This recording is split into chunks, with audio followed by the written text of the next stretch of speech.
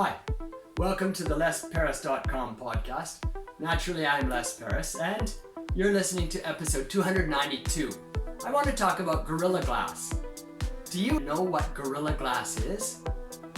It's a very, very tough kind of glass. They gave it the name Gorilla Glass to, they say, well, glass and gorilla. Put the two together, we think of gorillas. Gorillas are tough. Gorilla Glass is tough. When they advertise Gorilla Glass, they have a gorilla in the picture. And the gorilla sometimes even holds the glass and it can't break it because it's really tough. They made the Gorilla Glass because Apple wanted a tough glass surface for their smartphones. Apple made the smartphone, people dropped it, the glass broke. It shattered, it was dangerous. And the whole smartphone had to be returned, fixed, or buy a new one. The Gorilla Glass has changed all that. Gorilla Glass is super tough, so you can drop it from a meter and it won't break. If you drop it from higher or if you throw it down, it will break eventually. It's not impervious. It's not unbreakable, but it's really tough. And it can still transmit the electronic signals from your finger through the glass into the iPhone. That's really important.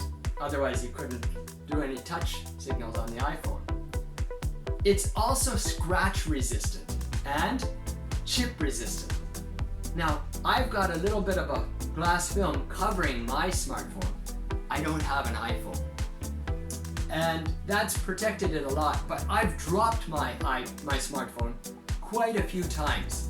I just dropped it last night, and it still doesn't have a crack or chip in the main glass cover. The cheap glass covering I put on top, kind of a film, that's got all sorts of cracks and chips in it. I don't care about that. And that's not really protecting my Gorilla Glass that much. I think that the Gorilla Glass is wonderful. You could use it for all sorts of other things. When I was rehearsing for this podcast, I was talking about the company that made Gorilla Glass, Corning made the Gorilla Glass to order for Apple company. And they make glass for all sorts of applications, including things that NASA uses. So I figure they make something that's pretty good, and they want to make it even better. Tell me if you've had bad experiences with your smartphone glass covering in the comments below.